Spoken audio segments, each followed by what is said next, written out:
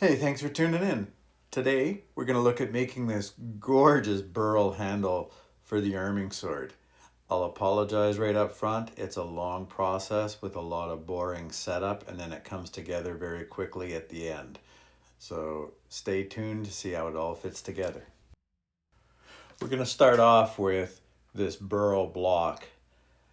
And the first thing we need are the brass end caps. We need them for a couple reasons. One is it's going to create alignment points for us that are really crucial to making sure we get a nice smooth spiral that's even all the way around. I'm going to use a circle template and mark out on the brass the end caps for the handle. I use the circle template because it's got these really neat little marks at 90 degrees that allow me to have cross lines that are exactly centered in the circle. Those are going to be important all the way through forming the handle. I'm going to mark out 4 pieces of brass and the slots for the tang on the sword. I'm going to be very accurate at least as accurate as I can, to make sure that I've scribed in lines that I can use for alignment later. I'll cut off a piece of brass, take it over to the milling machine, and then mill out a slot that is smaller so we can file it to almost exact dimensions. I'm sure there's machinists out there that could actually mill that to the exact dimensions. I'm not one of them. I haven't had the mill for that long, so I still struggle with it at times. And now it's just a matter of taking some files, filing out the brass so that I get an exact fit on the guard or on the tang. Cut up the 4 pieces of brass, and then we're going to move over and glue all the brass together. We need to add alignment pins so that all of the pieces stay in perfect alignment. I use CA glue because I can pry it apart later, but it'll keep everything tight enough that I can drill all the holes and make sure everything stays aligned. For alignment pins, I'm going to use steel finishing nails. They're cheap, they're available. They actually have a head that is going to come in handy when we're holding things together. So I'll center punch the brass, take it over to the milling machine, and drill a couple holes for the nails through all 4 pieces of brass. With the alignment pins in place, we'll take it over to the grinder and we'll shape the brass into its circle, just coming up close to the lines I scribed. Once they're shaped, we're going to remove the pins and separate the brass. Hammers can fix anything. To make sure the handle lines up on the crossguard, I'm actually marking where I'm going to drill in the alignment pins. We're going to glue it and drill it, but this actually it's like center punching.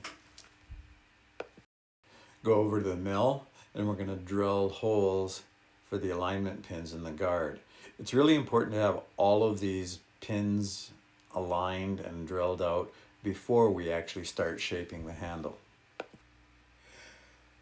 Remove the brass spacer, put the pins in, and then we're actually going to scribe or number the order with which these are going to go in so that we always put them back in exactly the same order and same alignment. Between the brass, we want to put some black micarta. I'm going to double it up because I want it a little bit thicker than what I have, so I'll double it up.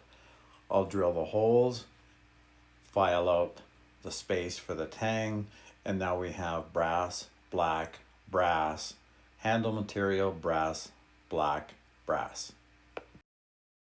On to the part that always makes me nervous, and that's actually starting to cut up our Burl block. It's a one-shot deal. If I screw it up, we're off to buying more blocks. I bought these as a set of 3 because there's 3 knives, so I really can't screw up. So I'm going to actually mark out my length and then take it over to the bandsaw and cut off one of the ends. Have you ever had an idea that you thought was really smart that turned out to be, well, maybe not so much? What I need to do is drill a hole down the center of the block. I thought I'll use the lathe to do this, but I've only got a 3-jaw chuck and a square piece of wood. It doesn't really line up. So I come up with this idea that I'm going to use a shim. Now the silly idea was actually using the lathe in the first place. The shim worked out okay, and the block is running relatively true. I should have started with a centering drill bit and worked my way in very slowly, because it's too long, the bit's too long, and it starts to wander a little bit. Once I get as far as I can with the little bit, I'm going to use these long drill bits. And this is where the problem started. There is just not enough stability here to drill a straight hole. It doesn't matter at the end. It just would have been nicer to have everything square in the middle. Now, using the holes, we're going to scribe some lines that represent the path through the block. These are going to be our alignment lines for everything else we do. This is where that cross that we scribed onto the brass piece really becomes important, because we're using it to line up with the lines we just scribed on the block of the wood. Then we're going to glue on the brass spacer so we can use it as a file guide to file out the space for the tang. You can see from the table it's a long process. I use a whole bunch of different rasps and files and continually try and make sure I can get a nice tight fit on the tang all the way through the block. And finally, after hours and hours of filing, I get a really nice snug fit on the tang all the way through. I think I forgot to turn the camera on when I went and drilled the alignment holes into the block. But because we had the brass spacers glued to the block, I took it over to the drill press and drilled the alignment pins using the brass as a template. The alignment pins are actually really tight. I had to use a hammer to actually pound them in a little bit. I used some ready rod through the holes to hold everything together while I actually start shaping the block. I want to put the brass spacers on, one, just to use them as a marker of don't grind past this point. I use the paper template now to mark out the shape of the handle and then take it over to the grinder to grind out the vertical portion of the handle. Now that we have two sides shaped, we'll then mark out the other two sides and create a square shape that we can then round after. Back to the grinder to make a whole lot more blue dust. To start creating the oval shape of the handle now, I use something we do in blacksmithing all the time, and that's square, octagon, round. So I've got a square piece. I'm now just taking off the corners. You can actually see if you're even by the width of the octagon you're creating. If it's even, you know you're getting a nice even round. Once I'm approaching round, I start using the slack portion of the belt to smooth it out a little bit.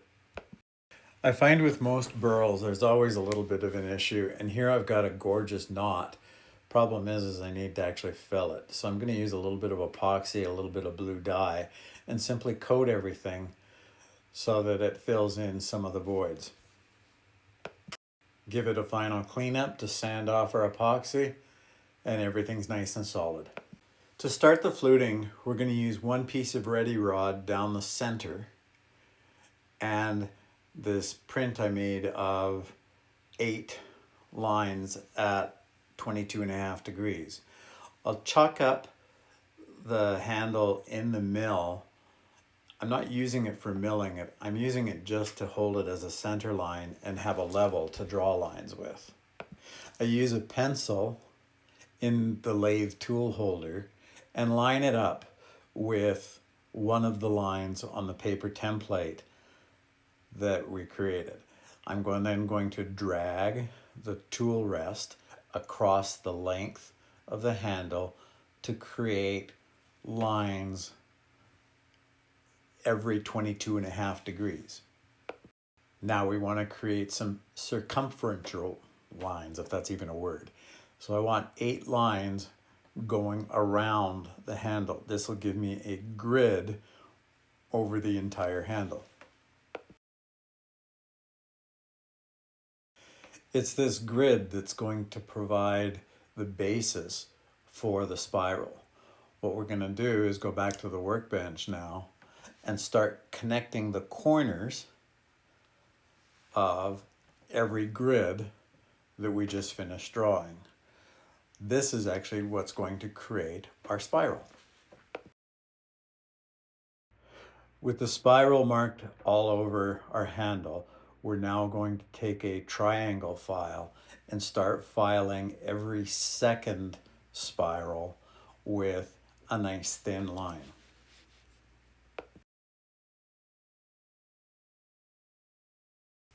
Just keep going around until you have a thin line scribed over every second spiral. That should give us a total of 4 flutes. With the thin line scribed, I simply move up to bigger files. So now I'm going to use a smaller round rasp to make that bigger. And we're going to keep going around and around, making it bigger and bigger until we actually get flutes filed in. When I run out of round rasps and files, I start using a half round or quarter round, whatever they're called, and start now filing it out. The reason I gradually go bigger is it helps keep the lines straight. I could jump right over to a 2x72 or something, but I find I wander. This ensures that I keep filing in the previous groove, slightly getting bigger and bigger. Now that we've got the grooves into the handle, we need to start making the channel for the wire. And you can see there's a little bit of a high spot in between the grooves. So what I'm going to do is use my triangle file, and you can still faintly see the line we drew. That's the other line that we didn't file. And I'm going to very carefully use the triangle file again and cut in a groove for the wires.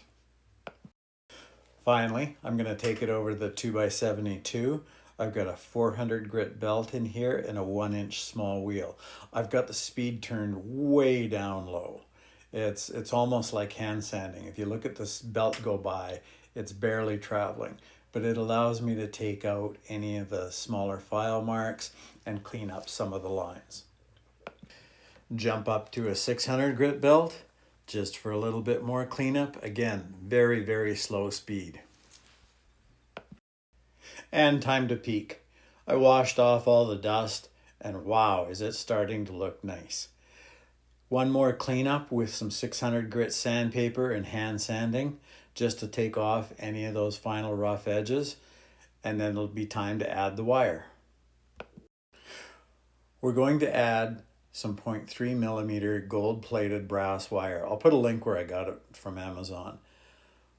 But what we're going to do is measure one strand of it for one loop on the handle. Then I'm going to take 8 times that amount and fold it over twice so that I get 4 strands that I'm going to twist together.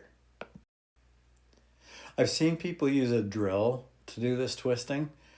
Quite honestly, it doesn't twist that much, so I don't see the need for a drill.